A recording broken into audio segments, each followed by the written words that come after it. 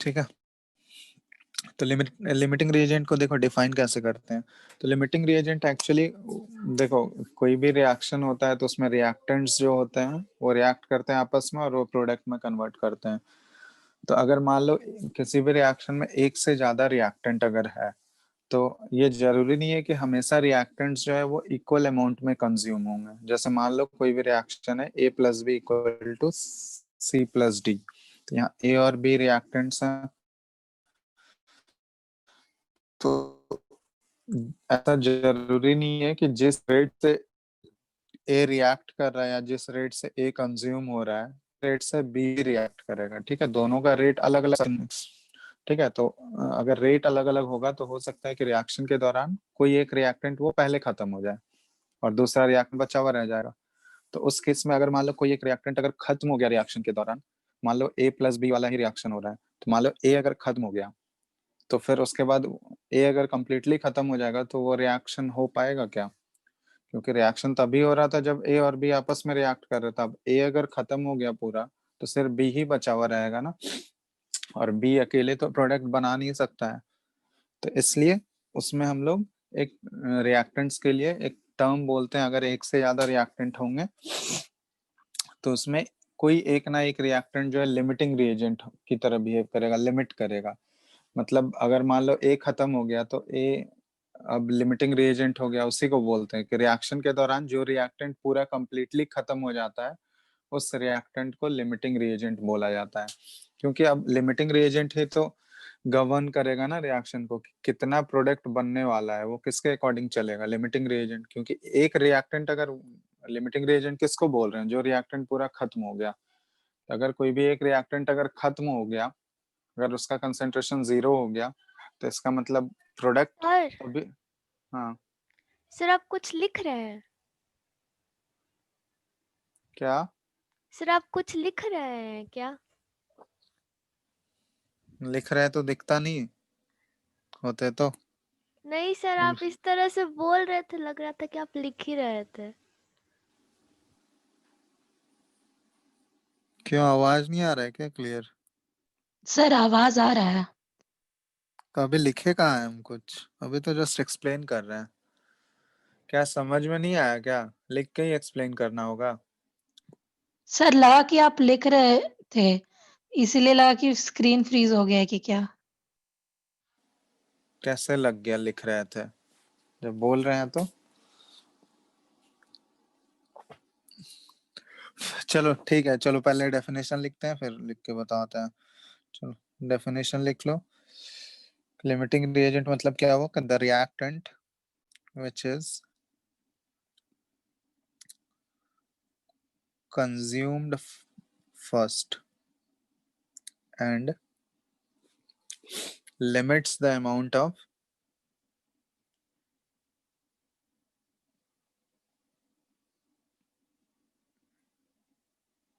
product formed into the reaction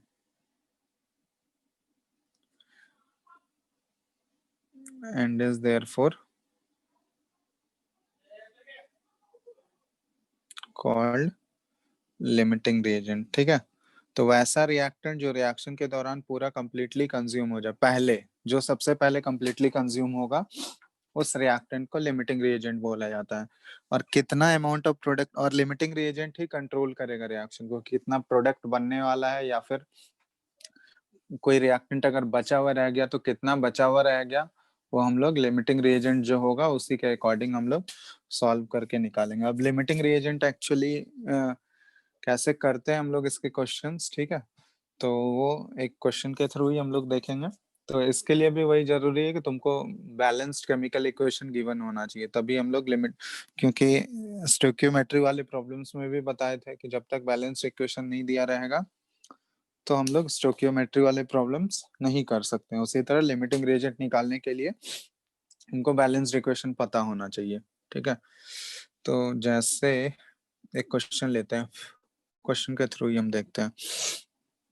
question है, simple सा question है, 3 moles of Na2CO3 is reacted with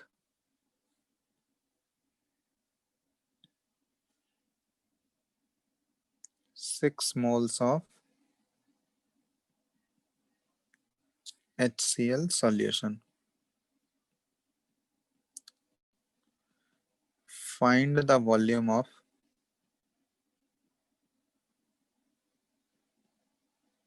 CO2 gas produced at STP. ठीक है, और ये रिएक्शन तुमको गिवन है, रिएक्शन नहीं भी गिवन है तो तुम लोग खुद भी लिख सकते हो। Na2CO3 का रिएक्शन HCl के साथ हो रहा है, प्रोडक्ट क्या क्या मिलेगा? NaCl, मेटल कार्बोनेट का रिएक्शन एसिड के साथ है, CO2 H2O। अब इसको बैलेंस कर लो, बैलेंस कर लोगे ना? बैलेंस करके बताओ पहले कितना आ रहा है, फिर उसके बाद क्वेश्चन कैसे करेंगे वो बताना है। जल्दी बैलेंस करके बताओ।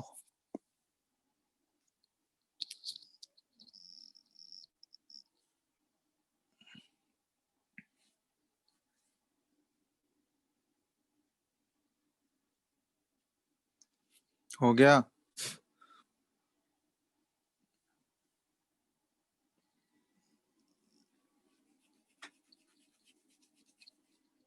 Yes sir.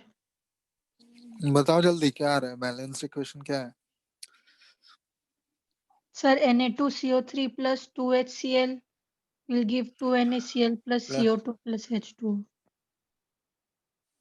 2NaCl, बस हो गया? और तो कहीं और तो सब जगह वन ही रहेगा। Yes sir. चलो अब देखो, अब इसके क्वेश्चन अब कैसे करना है क्वेश्चन को। तुम लोग को ये बताया गया है कोई भी गैस जो है, आइडियल गैस एसटीपी पे कितना वॉल्यूम ऑक्युपाई करता है? 1 मोल अगर लेंगे किसी भी गैस का तो 22.4 liters। तो उसका यूज इसमें पड़ेगा। चलो देखो क्वेश्चन कैसे करना है। सबसे पहले हमको देखो दोनों रिएक्टेंट्स, यहाँ पे रिएक्टेंट है Na2CO3 और HCl, तो ये दोनों रिएक्टेंट है। अब इन दोनों में से इन दोनों का कुछ कुछ अमाउंट पहले से दिया गया है कि 3 मोल्स Na2CO3 का लिया गया और 6 मोल HCl का। अब इन दोनों में से हमको पहले फाइंड आउट करना है कि कौन सा लिमिटिंग रिएजेंट होगा, क्योंकि कितना प्रोडक्ट बनने वाला है या कितना CO2 इवॉल्व होगा वो लिमिटिंग रिएजेंट ही डिटरमाइन करेगा। तो सबसे पहले हमको फाइंड आउट करना है लिमिटिंग रिएजेंट। तो लिमिटिंग रिएजेंट फाइंड आउट करने के लिए हमको स्टोइकियोमेट्रिक कोफिशिएंट्स पता होना चाहिए उसका। तो अगर स्टोइकियोमेट्रिक कोफिशिएंट से हम लोग कंपेयर करें, मोल मोल एनालिसिस अगर करें हम लोग, तो यहाँ पे हम लोग लिख सकते हैं ऐसे कि 1 mole of Na2CO3 reacts with कितने मोल्स ऑफ HCl के साथ ये रिएक्ट करता है? 2 मोल्स ऑफ HCl। मतलब अगर अगर Na2CO3 का 1 मोल लें तो उसके लिए HCl कितना रिक्वायर्ड होगा? 2 मोल। वो हम लोग साफ साफ दिख ही रहा है स्टोइकियोमेट्रिक कोफिशिएंट से जब उसका कंपेयर कर रहे हैं। तो समझ में आ रहा है कि नहीं?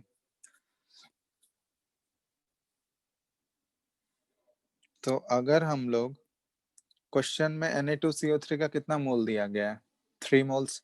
तो एक के लिए अगर 2 मोल चाहिए तो 3 मोल्स ऑफ Na2CO3, ठीक है, 3 moles of Na2CO3 is reacted with, बताओ एक के लिए अगर 2 चाहिए तो 3 के लिए कितना चाहिए होगा? 6। 6। तो 3 into 2 moles of HCl, 6 चाहिए होगा, 6 moles। अच्छा चलो यहाँ पे एक क्योंकि 6 दिया हुआ ही है तो यहाँ पे एक डेटा में वेरिएशन कर लेते हैं हम लोग। इसके जगह हम लोग 5 ही रखते हैं, ठीक है। 3 moles of Na2CO3 is reacted with 5 moles of HCl। समझ में आया? ये चेंज है डेटा में। अब यहाँ पे ध्यान दो कि 1 मोल Na2CO3 के लिए कितने मोल्स HCl चाहिए? 2 मोल्स चाहिए, वो स्टोइकियोमेट्रिक कोफिशिएंट से हम लोग देखें। क्वेश्चन में Na2CO3 का 3 मोल्स दिया हुआ है, तो एक के लिए अगर 2 चाहिए है तो 3 मोल्स के लिए 3 मोल्स Na2CO3 के लिए हमको 3 into 2 6 मोल्स ऑफ HCl चाहिए होंगे। मतलब अगर हम लोग 3 मोल्स Na2CO3 को रिएक्ट कराना चाहते हैं तो उसके लिए रिक्वायरमेंट HCl का 6 मोल है, बट क्वेश्चन में कितना मोल्स दिया गया है? क्वेश्चन में बताओ, मोल्स ऑफ HCl गिवन कितना है, बोलो। क्वेश्चन 5। में पढ़ 5 मोल्स दिया गया है, तो मतलब HCl का रिक्वायरमेंट हमको 3 मोल्स Na2CO3 के साथ रिएक्ट करने के लिए HCl का रिक्वायरमेंट 6 मोल है, लेकिन है मेरे पास कितना, 5 ही मोल है। तो ये कम है या ज्यादा है, बताओ। ये क्वांटिटी 5 मोल्स जो है, जितना रिक्वायर्ड होगा उससे कम है या ज्यादा है?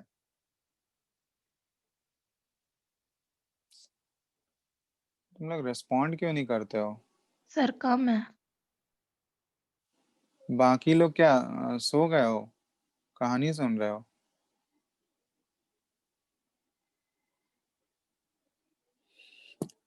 तो कम है, ठीक है, क्योंकि रिक्वायरमेंट है 6 मोल का, but moles of HCl given जो है क्वेश्चन में वो 5 ही मोल्स है, मतलब ऑब्वियसली ये मोल्स ऑफ HCl कम पड़ेगा, और मोल्स ऑफ HCl कम पड़ेगा इसका मतलब ऑब्वियसली रिएक्शन के दौरान जो है HCl वो कंज्यूम हो जा रहा होगा, जीरो हो जा रहा होगा, क्योंकि कम पड़ रहा है। तो ऑब्वियसली अगर HCl कम है तो ज्यादा कौन होगा, एक्सेस में कौन सा रिएक्टेंट होगा? अगर HCl का शॉर्टेज है तो 2 ही रिएक्टेंट है यहाँ पे, HCl कम पड़ रहा है, मतलब जितना रिक्वायरमेंट था Na2CO3 के अकॉर्डिंग 3 मोल्स के लिए 6 मोल का रिक्वायरमेंट था, बट 5 ही मोल दिया गया है, तो HCl कम पड़ रहा है, मतलब Na2CO3 क्या होगा, ये एक्सेस में प्रेजेंट होगा। तो Na2CO3 एक्सेस में अगर प्रेजेंट है तो एक्सेस वाले को तो हम लोग लिमिटिंग रिएजेंट नहीं बोलते हैं, मतलब जो रिएक्टेंट पहले खत्म होगा, तो पहले खत्म कौन सा होगा, जिसका क्वांटिटी कम है प्रेजेंट। तो ऑब्वियसली यहाँ पे हम लोग बोल सकते हैं कि जिसका क्वांटिटी कम है रिएक्टेंट का तो वो लिमिटिंग रिएजेंट हो जाएगा। तो इस केस में लिमिटिंग रिएजेंट कौन सा हो गया, Na2CO3 या HCl, बताओ। HCl। चलो, तो HCl हो गया लिमिटिंग रिएजेंट, समझ में आ गया। तो ये फाइंड आउट हो गया। देख लो, इसमें लिमिटिंग रिएजेंट निकालने में कोई डाउट है किसी को? यहाँ पे डाउट है तो पूछ लो पहले ही, क्योंकि ये नहीं आएगा तो फिर आगे के क्वेश्चन नहीं कर पाओगे। तो एक बार देख लो अच्छे से कैसा लिमिटिंग रिएजेंट आया है, कोई डाउट है तो बताओ, तो फिर आगे पार्ट बताएंगे।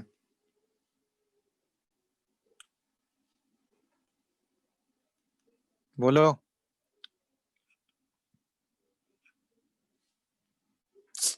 अरे हाँ या नहीं, कुछ तो रेस्पॉन्ड करो।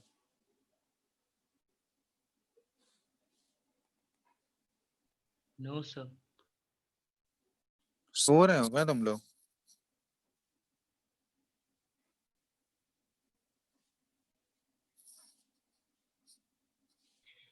No sir. तो रेस्पॉन्स क्यों नहीं आ रहा है फिर?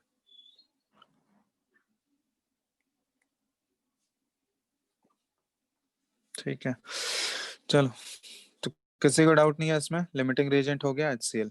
चलो अब देखो, अब जो भी प्रोडक्ट बनेगा वो किसके अकॉर्डिंग गवर्न होगा, HCl के अकॉर्डिंग, क्योंकि जो भी लिमिटिंग रिएजेंट होता है रिएक्शन उसी के अकॉर्डिंग चलेगा, मतलब प्रोडक्ट कितना बनना है और कौन सा रिएक्टेंट कितना बचा हुआ है वो HCl के अकॉर्डिंग अब चलेगा, क्योंकि HCl इस रिएक्शन के लिए हो गया लिमिटिंग रिएजेंट। अब देखो, अब हमको निकालना है कि कितना CO2 का कितना वॉल्यूम प्रोड्यूस होगा STP पे, तो पहले हम निकाल लेते हैं कि CO2 कितना मोल प्रोड्यूस होगा। अब CO2 कितना मोल बन रहा होगा वो किसके अकॉर्डिंग चलेगा, HCl के अकॉर्डिंग, जो लिमिटिंग रिएजेंट आया। तो अब हम लोग HCl के साथ कंपेयर करेंगे CO2 को, ठीक है, जो लिमिटिंग, अब Na2CO3 का रोल खत्म हो गया, एक बार लिमिटिंग रिएजेंट आइडेंटिफाई कर लिए तो कोई भी प्रोडक्ट कितना बन रहा होगा वो किसके अकॉर्डिंग हम लोग देखेंगे, अब जो लिमिटिंग रिएजेंट आएगा उसके अकॉर्डिंग। तो यहाँ पे लिमिटिंग रिएजेंट HCl है, तो इससे अब हम लोग कंपेयर करेंगे। तो स्टोइकियोमेट्रिक कोफिशिएंट में देखो कि अगर हम लोग 2 मोल HCl का लेते हैं, ठीक है, HCl का अगर 2 मोल्स लेते हैं तो ये CO2 कितना मोल फॉर्म करता है, देख के बताओ तो। 1 मोल। HCl 1 मोल, तो हम लोग ऐसे लिख सकते हैं कि 2 moles of HCl produces कितना moles of CO2, 1 mole of CO2, ठीक है। ये स्टोइकियोमेट्रिक कोफिशिएंट से हम लोग कंपेयर करके लिखे हैं, जो बैलेंस्ड इक्वेशन दिया हुआ है उसके अकॉर्डिंग हम लोग लिखे हैं। 2 मोल HCl अगर होगा तो वो 1 मोल CO2 प्रोड्यूस करेगा। तो इसका मतलब अगर 1 मोल HCl लें तो ये कितना CO2 प्रोड्यूस करेगा बताओ। 2 से अगर 1 होता है तो 1 मोल HCl से कितना CO2 प्रोड्यूस होगा, 1/2। तो 1/2 मोल्स ऑफ CO2, ठीक है। जस्ट यूनिटरी मेथड है और कुछ नहीं है। तो 1 से हो गया 1/2। अब क्वेश्चन में पढ़ो, क्वेश्चन में HCl के कितने मोल्स गिवन है, क्वेश्चन पढ़ो, HCl का कितना मोल्स दिया गया है, 5। 5 मोल्स दिया गया है। तो अगर 1 से 1/2 मोल्स प्रोड्यूस होता है तो इसका मतलब हम लोग लिख सकते हैं कि 5 मोल्स अगर HCl लें हम लोग तो 5 मोल HCl से कितना प्रोड्यूस होगा CO2, ये 1/2 इंटू 5, इतना मोल्स ऑफ CO2 प्रोड्यूस होगा। तो मतलब मोल्स ऑफ CO2 5/2 मतलब ये 2.5 मोल्स ऑफ CO2। तो अगर हम लोग 5 मोल्स ऑफ HCl लेंगे तो 5 मोल HCl से कितना मोल ऑफ CO2 प्रोड्यूस होगा, तो वो फाइंड आउट कर चुके हैं हम लोग। Moles of CO2 produced that is equal to 2.5। अब क्वेश्चन में मोल्स ऑफ CO2 तो नहीं पूछा गया, क्वेश्चन में पूछा गया है कि कितना वॉल्यूम ऑफ CO2 प्रोड्यूस होगा STP पे। तो हम लोग जानते हैं eight STP 1 mole of CO2 कितना वॉल्यूम ऑक्युपाई करेगा, 22.4 लीटर। ये ऑलरेडी पढ़ चुके हो तुम लोग। STP पे अगर हम लोग CO2 का 1 मोल लें तो वो कितना वॉल्यूम ऑक्युपाई कर रहा होगा, 22.4 लीटर। इसमें कोई डाउट नहीं है ना किसी को, क्या? No sir. चलो, तो अब यहाँ पे कितने मोल्स के बारे में बात हो रहा है, CO2 कितना मोल्स प्रोड्यूस हुआ है यहाँ पे, 2.5 मोल्स प्रोड्यूस हुआ है। तो 1 मोल अगर 22.4 लीटर ऑक्युपाई कर रहा है तो 2.5 मोल्स कितना वॉल्यूम ऑक्युपाई करेगा STP पे, तो 22.4 इंटू 2.5 लीटर। चलो मल्टीप्लाई करके बताओ कितना आ रहा है वॉल्यूम। जस्ट यूनिटरी मेथड है और सर कुछ भी नहीं है इसमें। 56। क्या 56। आवाज नहीं आ रहा है, बोलो कितना आया आंसर। सर 56। 56 लीटर, ठीक है, तो यही होगा आंसर। मतलब STP पे 56 लीटर ऑफ CO2 प्रोड्यूस होगा। बात समझ में आ गया, तो यही फाइंड आउट करना था। क्या डाउट है किसी को, देख लो एक बार अच्छे से, इसमें कहीं भी डाउट है किसी भी पार्ट में। सबसे पहले लिमिटिंग रिएजेंट फाइंड आउट करना है, उसके बाद ही हम लोग सेकंड पार्ट पे मूव करेंगे, क्योंकि जब तक लिमिटिंग रिएजेंट नहीं आएगा तब तक हम लोग प्रोडक्ट नहीं निकाल सकते हैं, प्रोडक्ट का अमाउंट। तो पहले लिमिटिंग रिएजेंट, उसके बाद ही आगे प्रोडक्ट का निकालना है। अब जैसे एक यहाँ पे तुमसे ये पूछता, लिमिटिंग रिएजेंट तो हमको पता चल गया है कि HCl है, तो ऑब्वियसली लिमिटिंग रिएजेंट HCl है तो HCl खत्म हो जा रहा होगा पूरा पूरा, लेकिन Na2CO3 बाकी जो दूसरा रिएक्टेंट है वो तो बचा हुआ होगा, वो तो पूरा कंप्लीटली कंज्यूम नहीं हो रहा होगा। तो तुमको बताना है कि मोल्स ऑफ Na2CO3 कितना लेफ्ट होगा, मोल्स ऑफ Na2CO3 लेफ्ट, ये फाइंड आउट कर सकते हो क्या, बताओ, फाइंड आउट करके बताओ तो कितना मोल्स ऑफ Na2CO3 बचा 2.5। हुआ होगा। 2.5। 2.5 बचा हुआ होगा, चलो देखते हैं। चलो और किसी का आंसर आया? बताओ पहले 2-3 लोग बता दो, फिर डिस्कस करेंगे। फाइंड आउट कर लो तुम लोग कितना सर मोल्स ऑफ बचेगा 0.5। सर बचेगा 0 0.5 बचेगा। कैसे किए बताओ। तो पहले वही स्टोइकियोमेट्रिक कोएफिशिएंट से ही कंपेयर करना है तुमको। देखो, तो जो लिमिटिंग रिएजेंट आया उसी से हम लोग कंपेयर करेंगे। तो लिमिटिंग रिएजेंट हमारा HCl है, तो जो भी ये बात कान खोल के सुन लो कि इसमें जो भी क्वेश्चन करना है, कितना प्रोडक्ट फॉर्म होगा या कितना भी रिएक्टेंट बचा हुआ होगा, वो लिमिटिंग रिएजेंट से ही कंपेयर करोगे। ठीक है, तो लिमिटिंग रिएजेंट यहाँ HCl है, तो HCl से ही कंपेयर करेंगे। कितना Na2CO3 बचा हुआ होगा वो भी उसी के अकॉर्डिंग चलेगा। तो यहाँ पे देखो, अगर हम लोग 2 मोल HCl लेते हैं तो उसके लिए इस इक्वेशन के अकॉर्डिंग देखो कि 2 मोल HCl के लिए Na2CO3 कितना रिक्वायर्ड है? 1 मोल, है ना? तो अगर 1 मोल HCl लेंगे तो उसके लिए Na2CO3 कितना चाहिए हमको? बताओ।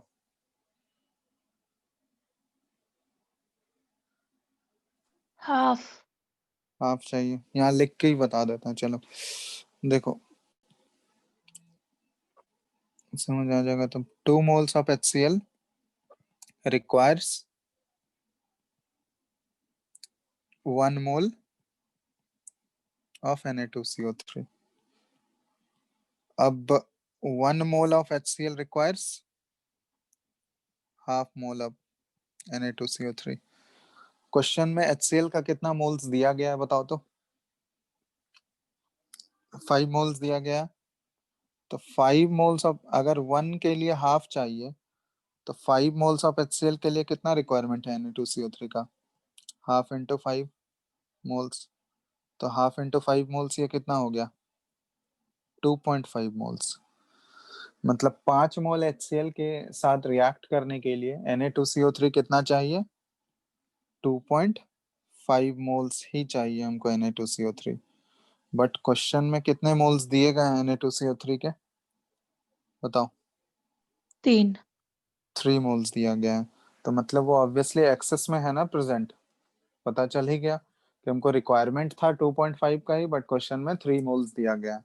तो मोल्स ऑफ Na2CO3 कितना बचा हुआ रह जाएगा, तो कैसे निकालोगे? तो जितना दिया गया इनिशियली, और उसमें हम लोग सब्ट्रैक्ट कर देंगे जितना रिक्वायर्ड है। तो 3 माइनस 2.5 मतलब बचा हुआ कितना मोल हो जाएगा? 0.5 मोल। 5 मोल्स बचा हुआ है। समझ में आया?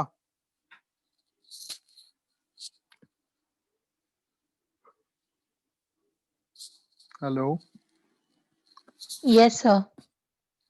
तो देख लो, इसमें ये सिंपल सा क्वेश्चन है, इससे सारा चीज क्लियर हो जाना चाहिए, क्योंकि आप आगे क्वेश्चंस देंगे तो बनाना है तुम ही लोग को।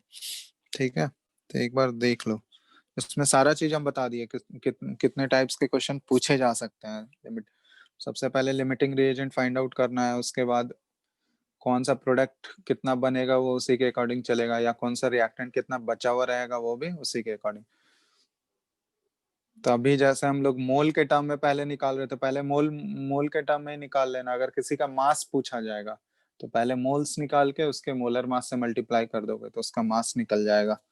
ठीक है, तो कोई किसी टाइप का क्वेश्चन पूछा जाएगा, क्योंकि मोल अगर निकाल लिया एक बार तो उसको मास में कन्वर्ट करने तो जानते ही हो तुम लोग।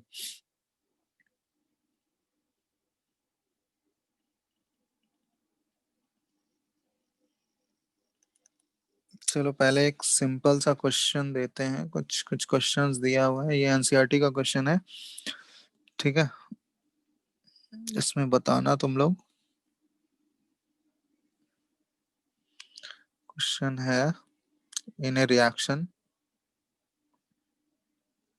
एक रिएक्शन दिया हुआ है A+B2, ये फॉर्म कर रहा है AB2। ठीक है,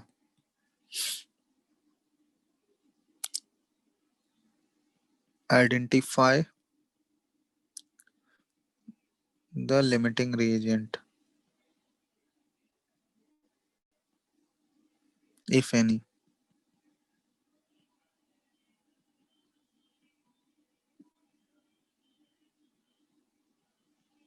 in the following reaction mixtures.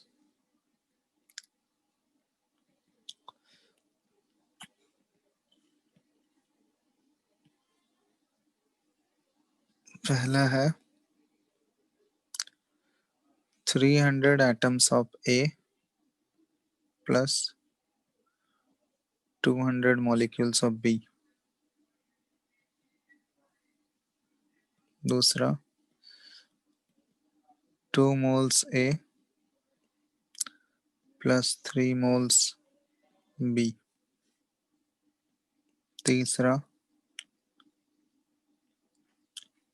100 atoms of A plus 100 molecules of B.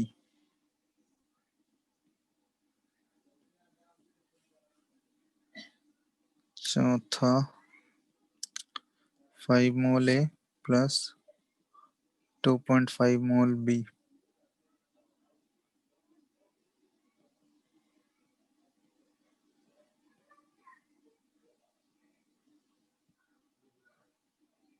चलो करो तो, ये 5 सेट दिए गए, इन पांचों में तुमको लिमिटिंग रिएजेंट फाइंड आउट करना है। ये रिएक्शन गिवन है।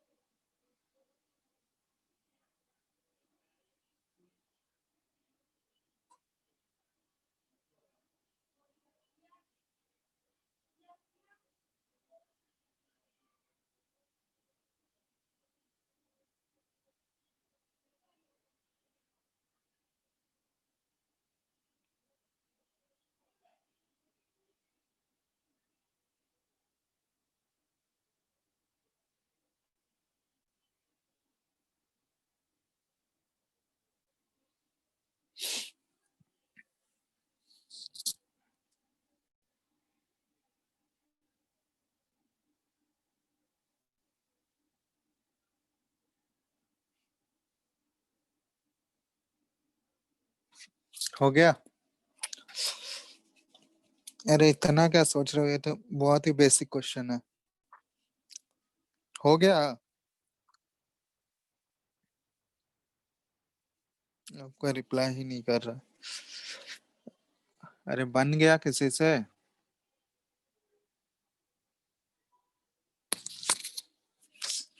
हेलो हेलो,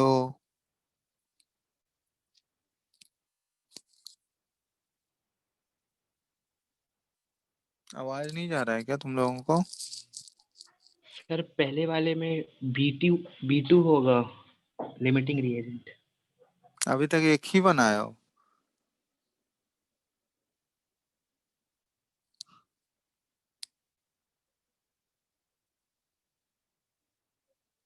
करो करो जल्दी करो, पांचों करो पहले, फिर एक ही साथ डिस्कस करेंगे। जल्दी करो जल्दी, इसमें कुछ इतना टाइम नहीं लगना चाहिए।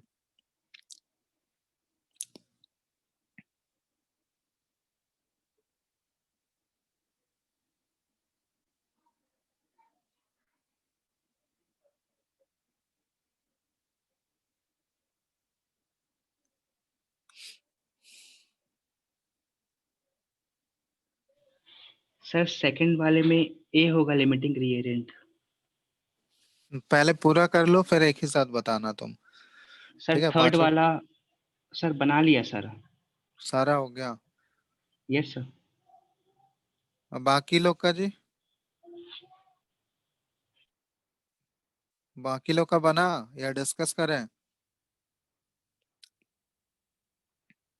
पता नहीं, कोई रिप्लाई ही नहीं करता है। अरे बना रहे हो या कैसे पता चलेगा यार बना रहे हो? या रिस्पॉन्स करो, रिस्पॉन्ड करोगे तभी तो। बाकी लोग सो रहे हो या क्या कर रहे हो?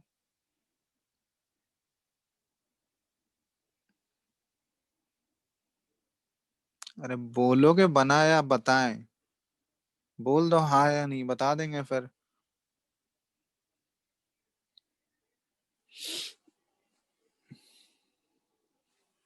अब एक एक करके नाम लेके पूछना पड़ेगा क्या? सर बन गया सारा।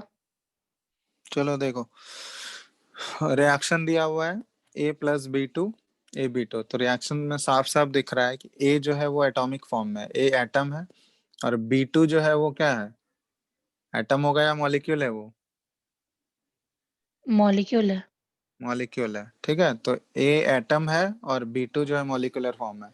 तब दोनों का कोफिशिएंट 1 1 है। तो इसका मतलब कि एक एटम A का और एक एक मॉलिक्यूल B का, ये दोनों आपस में रिएक्ट कर रहा है। मतलब ऐसे अगर हम लोग बोलें, 1 atom of A reacts with 1 molecule of B, ऐसे बोल सकते हैं ना? A का एक एटम और B का एक मॉलिक्यूल, क्योंकि 1 1 का कोफिशिएंट है दोनों का। ठीक है, तो पहला वाला देखो क्या है कि 300 एटम्स A का दिया गया और 200 मॉलिक्यूल्स B का दिया हुआ है।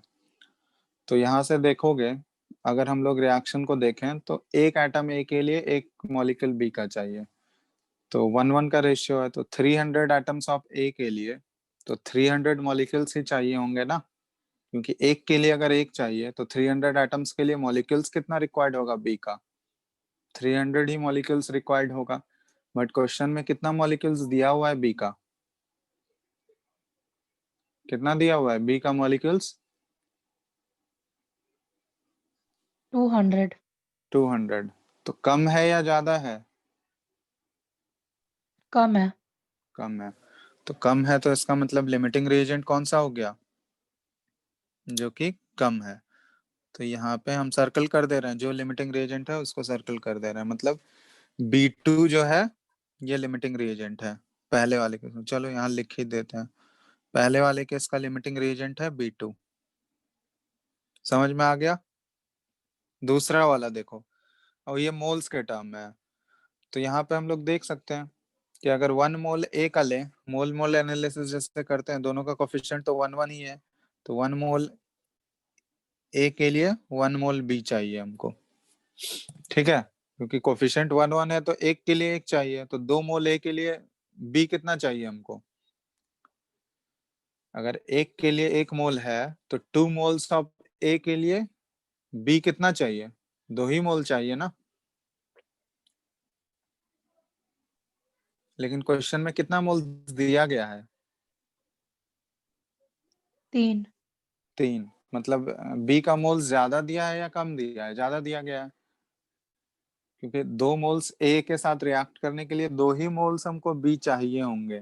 बट क्वेश्चन में 3 मोल्स दिया गया है, मतलब B जो है वो एक्सेस में प्रेजेंट है, ज्यादा में है। तो B अगर एक्सेस में है तो ऑब्वियसली A जो होगा वो लिमिटिंग रिएजेंट होगा। ठीक है, क्योंकि वो कम होगा। तो यहाँ पे लिमिटिंग रिएजेंट सेकंड वाले केस में A हो गया। तीसरे वाले में बताओ तो थर्ड वाले में क्या आया है? थर्ड वाले में कोई लिमिटिंग रिएजेंट होगा या नहीं होगा? सर नहीं नो होगा। सर। नहीं होगा, दोनों इक्वल अमाउंट में कंज्यूम हो रहा होगा, दोनों एक साथ ही खत्म होगा। क्योंकि 1:1 का रेशियो है, तो 100 एटम A के लिए 100 मॉलिक्यूल्स ऑफ B, तो दोनों एक साथ खत्म होंगे। तो इसमें कोई भी लिमिटिंग रिएजेंट नहीं होगा। फोर्थ वाले में, सर बी है। सर हाँ B2। B2, क्योंकि साफ साफ दिख रहा है 1 मोल ऑफ A के लिए 1 मोल ऑफ B चाहिए हमको। तो 5 मोल्स A के लिए 5 मोल्स B चाहिए होंगे, बट 2.5 मोल्स ही है B का। तो इसका मतलब लिमिटिंग रिएजेंट यहाँ पे B2 हो गया। फिफ्थ वाले में सर ए। सर ए। ए, क्योंकि जस्ट उसका उल्टा है। क्योंकि अब देखो B2 के रेस्पेक्ट में अगर सोचो तो B2 का 1 मोल, उसके लिए A का 1 मोल चाहिए, तो B2 का 5 मोल, उसके लिए A का 5 मोल्स चाहिए होगा हमको।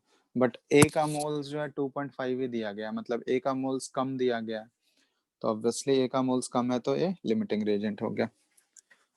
समझ में आ गया बात? क्लियर है ना? ये जस्ट बेसिक था कि लिमिटिंग रिएजेंट कैसे करते हैं हम लोग, वो फाइंड आउट करने का। ठीक है, अब कर सकते हो क्वेश्चन। किसी को डाउट है इसमें? देख लो एक बार, नहीं तो अगला क्वेश्चन देंगे। बताओ बताओ, जल्दी बताओ। अरे हाँ या नहीं बोल दो, फिर नेक्स्ट क्वेश्चन देंगे। No sir. चलो, तो नेक्स्ट क्वेश्चन है, क्वेश्चन लिखो। The reaction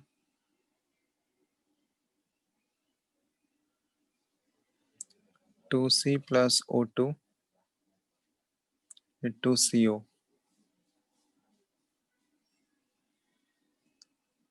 is carried out by taking 24 gram of carbon and 96 gram O2. Find out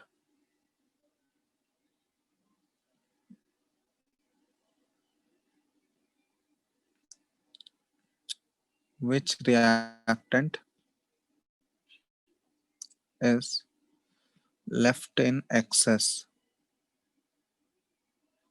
पहला, B, how much of it is left, और C, how many moles of CO are formed.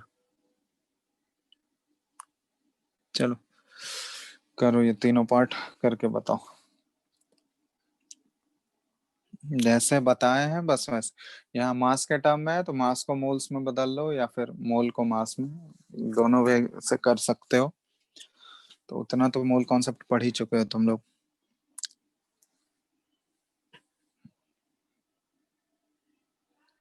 सही सही बनना चाहिए सबका।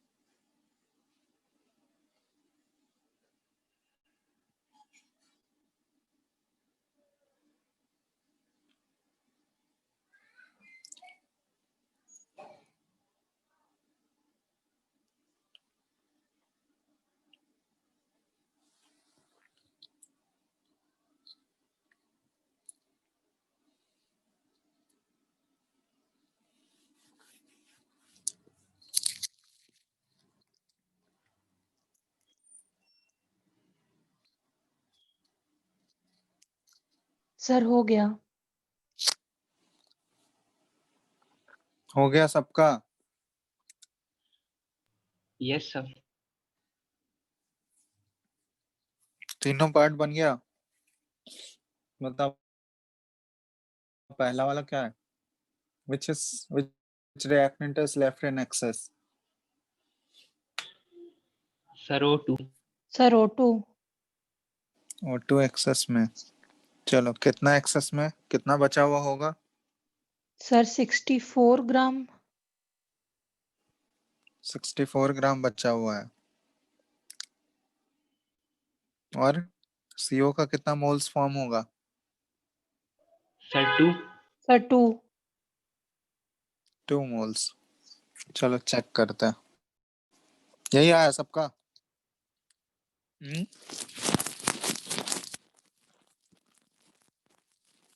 सबका इतना ही आ रहा है?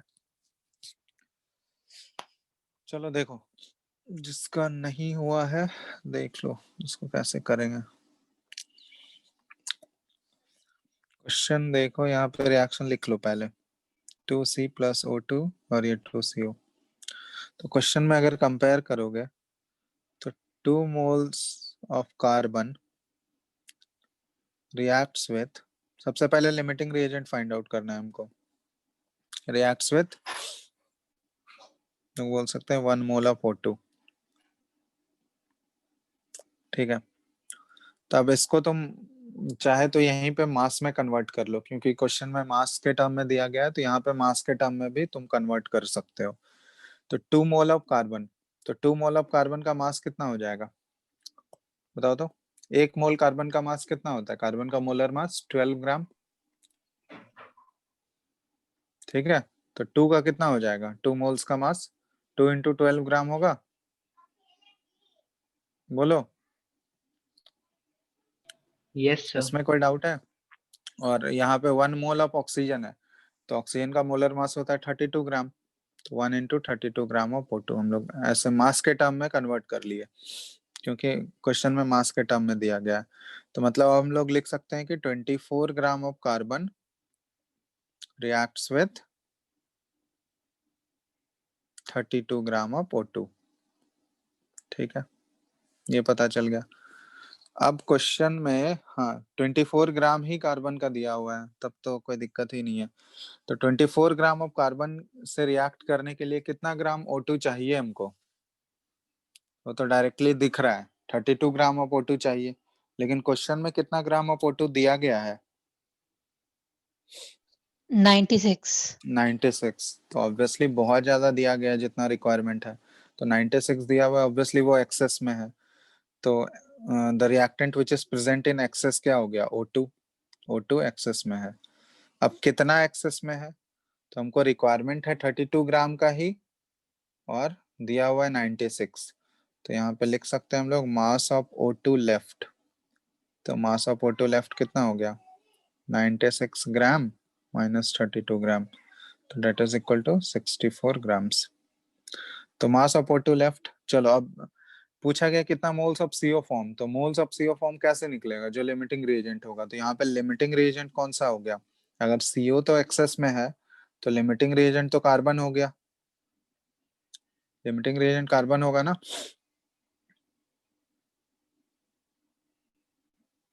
अब देखो कार्बन से हम कंपेयर करेंगे कितना CO फॉर्म होगा। तो ये इक्वेशन एक बार ध्यान से देखो। कार्बन का अगर 2 मोल्स लेते हैं हम लोग, तो उससे कार्बन मोनोऑक्साइड कितना फॉर्म होता है? 2 मोल्स ही फॉर्म होगा। अगर 2 मोल कार्बन लिए तो कार्बन मोनोऑक्साइड 2 मोल्स फॉर्म होगा। तो हम लोग बोल सकते हैं कि 2 moles of carbon forms 2 moles of carbon monoxide CO। अब क्वेश्चन में कार्बन कार्बन का कितना मोल्स दिया गया है बताओ तो? क्वेश्चन सर में 2 दिया गया है। कार्बन का मास के टर्म में दिया गया है, मास दिया हुआ है 24 ग्राम। तो तुम लोग मास को मोल्स में तो आराम से बदल सकते हो ना। अगर 24 gram moles of carbon, sorry mass of carbon दिया गया है, तो 24 ग्राम्स में कितने मोल्स होंगे कार्बन के? कार्बन का तो मोलर मास तो 12 ग्राम है। तो 24 given mass by molar mass हम लोग करते हैं, तो गिवन मास हो गया 24 बाय मोलर मास हो गया 12, तो 24 बाय 12 2 मोल्स। तो मतलब 2 मोल के लिए ही पूछा गया है, तो यहाँ डायरेक्टली 2 मोल के लिए दिख ही रहा है कि 2 मोल्स ऑफ कार्बन लेंगे तो कितना मोल CO फॉर्म होगा। ये तो डायरेक्ट आंसर आ गया, इसमें तो कोई कुछ करना भी नहीं है। 2 मोल्स ऑफ CO, तो आंसर यही हो गया 2 मोल्स, क्योंकि मोल्स के टर्म में ही पूछा गया था। अगर मास के टर्म में तुमसे पूछता कि कितना मास ऑफ CO फॉर्म होगा, तो मास ऑफ CO फॉर्म क्या हो जाएगा? तो बताओ। मोल्स ऑफ CO फॉर्म हमको 2 पता चल चुका है, और वो उसके हम लोग मोलर मास से मल्टीप्लाई कर देंगे, तो कार्बन मोनोऑक्साइड का मोलर मास कितना होगा? बताओ तो। 28। 28, 16 प्लस 2, 12, तो 28, तो 28 इंटू 2, तो मास ऑफ CO फॉर्म कितना हो जाएगा? ये 56 ग्राम। बात समझ में आया? हम्म। हेलो। हाँ सर। Yes sir. चलो, तो ये हो गया। एक और क्वेश्चन देते हैं, चलो इसमें बताना।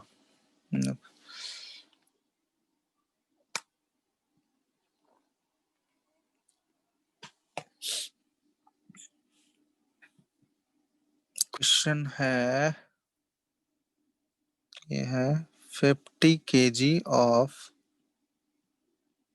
ammonia, ये sorry 50 kg of nitrogen gas and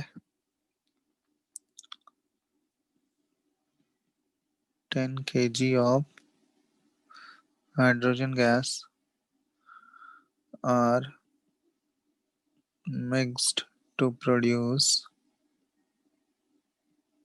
ammonia gas. Calculate the NH3 gas formed. ला अमाउंट निकालना है, कितना फॉर्म होगा। आइडेंटिफाई द, तो तुमको अमाउंट निकालने के लिए लिमिटिंग रिएजेंट तो आइडेंटिफाई करना ही होगा।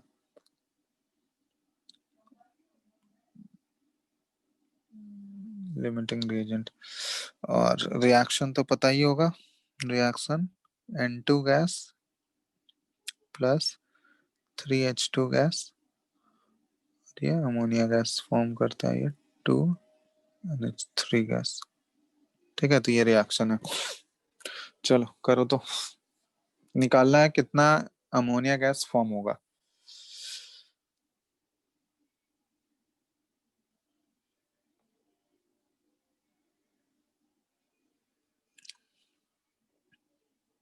तो सारा डेटा तुमको केजी के टर्म में दिया हुआ है, तो आंसर भी केजी के टर्म में ही देना।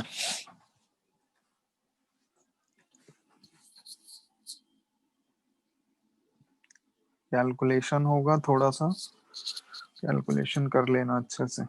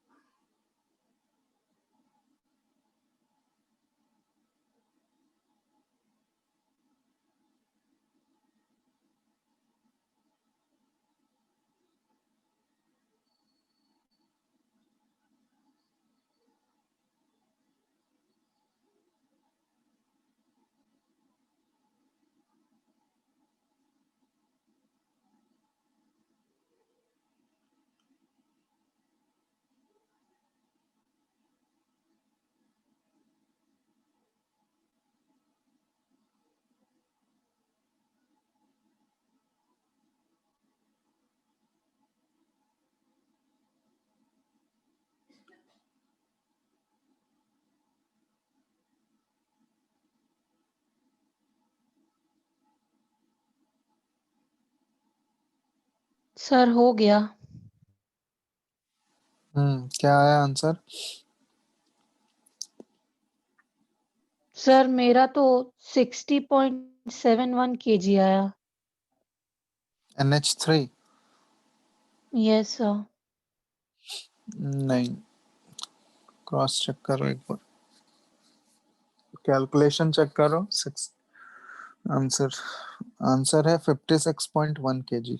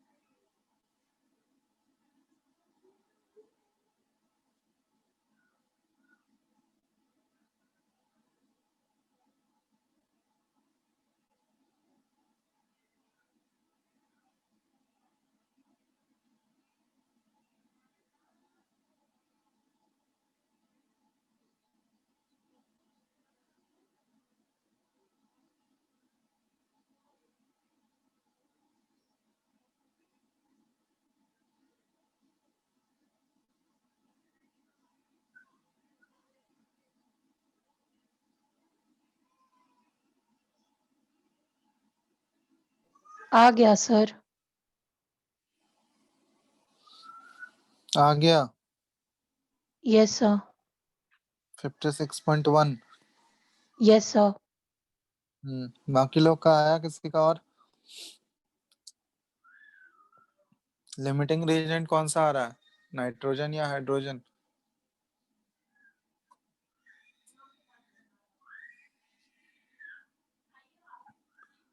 लिमिटिंग रिएजेंट कौन सा है, नाइट्रोजन है या हाइड्रोजन है?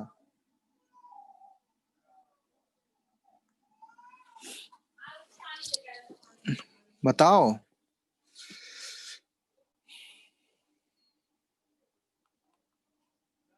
Hello hello.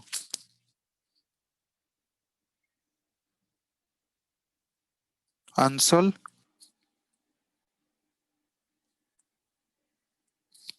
अंशुल, हाँ ये सब सर। क्लास कर, हेलो। फिर रेस्पॉन्ड क्यों नहीं कर रहे हो, बना रहे हो क्वेश्चन? हाँ सर।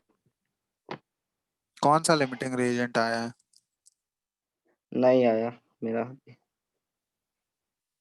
हेलो सर मेरा आवाज आ रहा है? हाँ बोलो। सर रिएजेंट तो हाइड्रोजन आया था। हाइड्रोजन। और बाकी किसी का आया answer?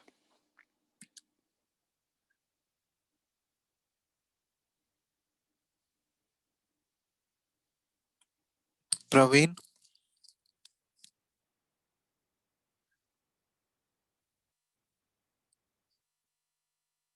Praveen, Mayank, yes sir. कौन रिस्पॉन्ड कर रहा है? Praveen, yes sir. क्या बना रहे हो, क्या सो रहे हो? बना रहे सर। तो बना रहे हो तो रेस्पॉन्ड क्यों नहीं करते हो? एटलीस्ट बताओगे ना कि बन रहा है या नहीं बन रहा है कुछ। Mayank, yes sir.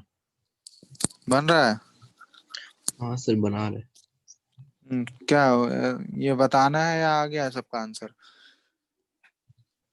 देख लो, इसको ट्राई कर लेना, उसी तरह करोगे ठीक है। बैलेंस इक्वेशन दिया हुआ ही है तुमको, हम कैलकुलेशन नहीं कर रहे हैं, जस्ट बता दे रहे हैं कैसे कैलकुलेशन करोगे। तो यहाँ पे देखो, क्वेश्चन में पहले तो मोल मोल एनालिसिस ही करना, उसके बाद उसको मास में कन्वर्ट कर लेना। जैसे देखो यहाँ पे बैलेंस इक्वेशन के थ्रू हम लोग क्या लिख सकते हैं कि 1 mole of N2 reacts with कितने moles of H2? 3 moles of H2 से ये रिएक्ट करेगा। तब इसको मास में कन्वर्ट कर सकते हैं हम लोग। 1 मोल N2 ये 3 मोल्स ऑफ H2 के साथ रिएक्ट करेगा, तो 1 मोल N2 का मास कितना हो जाएगा? 1 इंटू 28 ग्राम हो जाएगा, क्योंकि N2 का मोलर मास 28 ग्राम। तो 1 into 28 gram of N2 reacts with H2 का मोलर मास होता है 2 इंटू 1 2 ग्राम होगा, तो 3 मोल्स का मास कितना हो जाएगा? 3 इंटू 2 ग्राम होगा। इसमें कोई डाउट किसी को? देख लो। तो इसका मतलब हम लोग लिख सकते हैं कि 28 gram of N2 reacts with 6 gram of H2। यहाँ तक कोई डाउट बताओ? No sir. तो ये अगर आ गया तो इसका मतलब हम लोग निकाल सकते हैं कि अब 28 के लिए 6 चाहिए, तो 1 ग्राम ऑफ N2 के लिए कितना चाहिए यूनिटरी मेथड? तो 6/28 होगा। 6/28 ग्राम ऑफ H2 चाहिए। अब क्वेश्चन में देखो तो वो केजी के टर्म है, तो केजी को ग्राम में कन्वर्ट कर सकते हो। तो क्वेश्चन में 50 केजी दिया हुआ है N2 का, तो 50 केजी में कितने ग्राम हो जाएंगे? 50 इंटू 10⁻³ ग्राम। तो 1 ग्राम के लिए उतना ग्राम N2 चाहिए। तो देख लो 50 इंटू 10⁻³ ग्राम के लिए कितना होगा? 6/28 इंटू 50 इंटू 10⁻³ इतना ग्राम ऑफ H2 आ जाएगा। तो डायरेक्ट केजी में ही कर लो। चलो 10⁻³ को हम लोग ये 10⁻³ के टर्म में ही रहने देते हैं, ठीक है। केजी में हम लोग उसको लिख देंगे। तो 6 इंटू 50/28 ये कैलकुलेट कर लो, और इंटू ये 10⁻³ ग्राम ऑफ H2। तो इसको डायरेक्टली हम लोग कर सकते हैं। ये 6 इंटू 50/28 ये कितना आ गया? कैलकुलेट करके बताओ तो। 300/28 कितना हो जाएगा?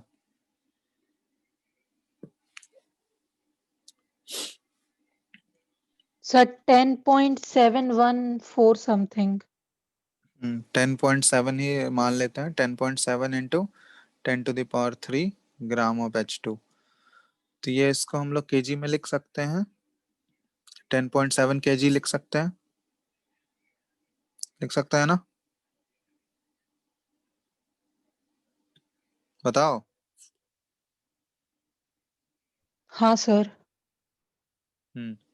तो 50 केजी N2 के साथ रिएक्ट करने के लिए 10.7 केजी H2 चाहिए हमको। बट क्वेश्चन में कितना ग्राम कितना केजी H2 का दिया गया है?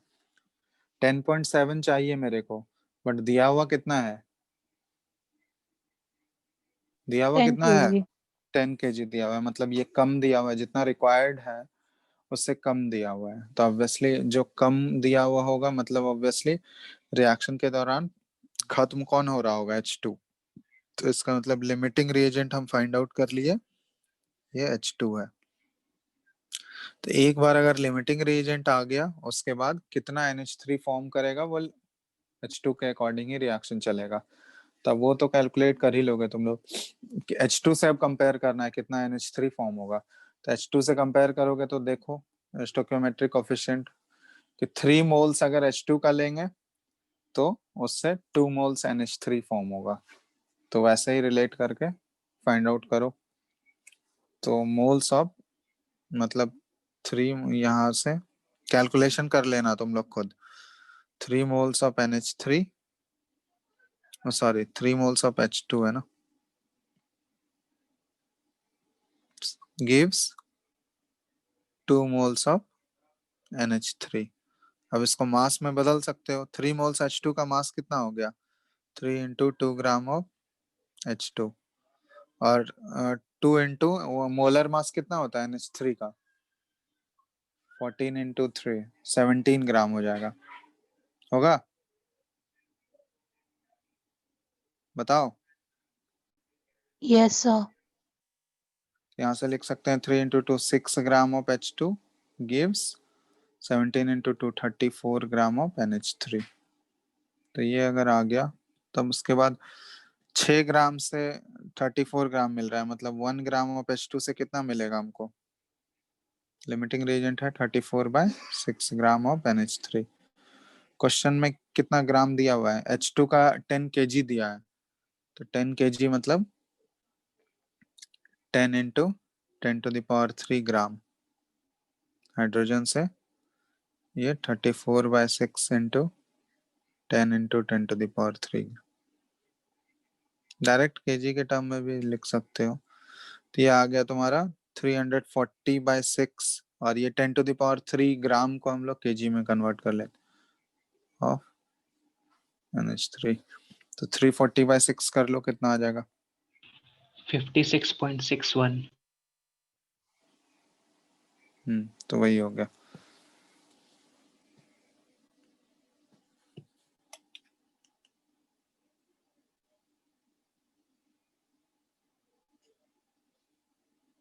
समझ में आया कि नहीं? ठीक है, तो जो भी आया वो आंसर हो जाएगा। समझ में आ गया? देख लो एक बार, किसी को डाउट है?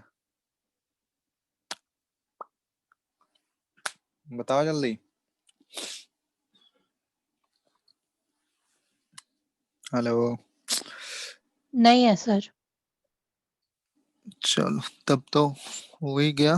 तो लिमिटिंग रीजेंट वाले क्वेश्चंस कर लोगे ना? अब कर लोगे या नहीं? नेक्स्ट क्लास में हम लोग अब आगे परसेंटेज यील्ड वाले क्वेश्चंस करेंगे। ठीक है, आज लिमिटिंग रीजेंट हो गया खत्म, तो इसको और एक्सटेंड करेंगे। नेक्स्ट क्लास में परसेंटेज यील्ड वाले क्वेश्चंस करते हैं। ठीक है, तो यहाँ तक देख लो एक बार, किसी को कोई डाउट है इसमें तो पूछो। लिमिटिंग रीजेंट वाले क्वेश्चंस में देख लो, किसी भी क्वेश्चन में कोई डाउट है तो बताओ।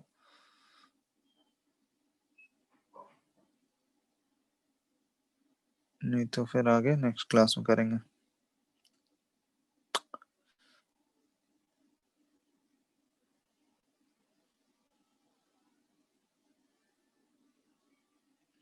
बताओ, किसी भी क्वेश्चन में डाउट है तो बताओ, नहीं है तो वो भी बताओ।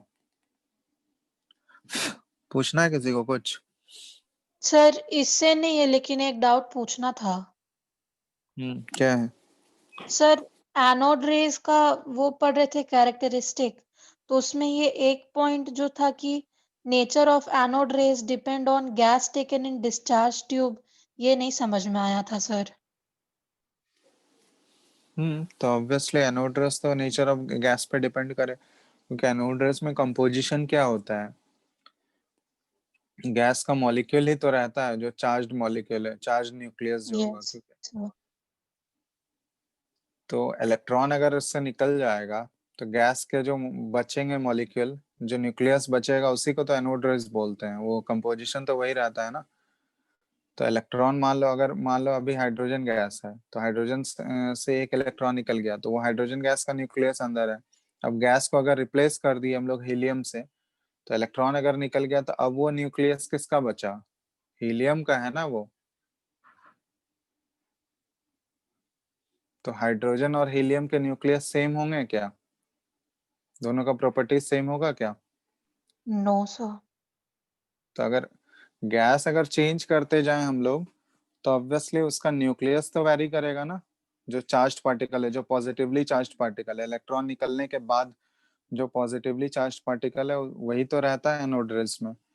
तो गैस अगर हम लोग चेंज करते जाएंगे, तो वो पॉजिटिवली चार्ज्ड पार्टिकल भी तो चेंज होते जाएगा। तो अगर वो अगर चेंज होगा तो उसका नेचर भी ऑब्वियसली चेंज होगा। तो इसलिए वो नेचर ऑफ द गैस पे डिपेंड करता है। तो गैस अगर चेंज कर दिया, तो एनोड रेस का जो प्रॉपर्टी है वो भी चेंज हो जाएगा।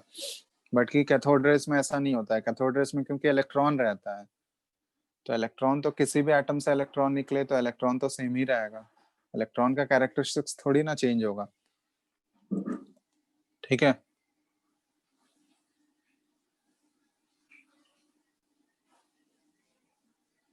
क्या आ गया ना समझ में?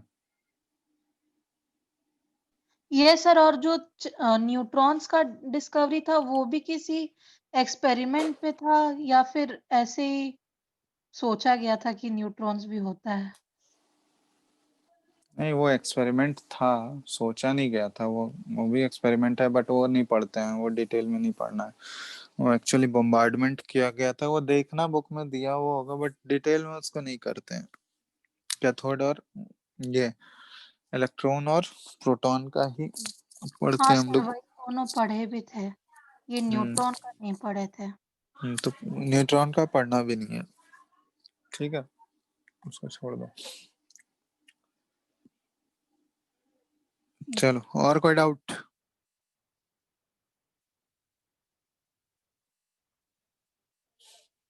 बताओ।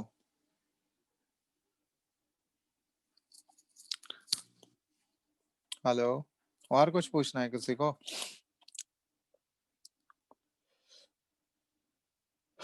बोलोगे?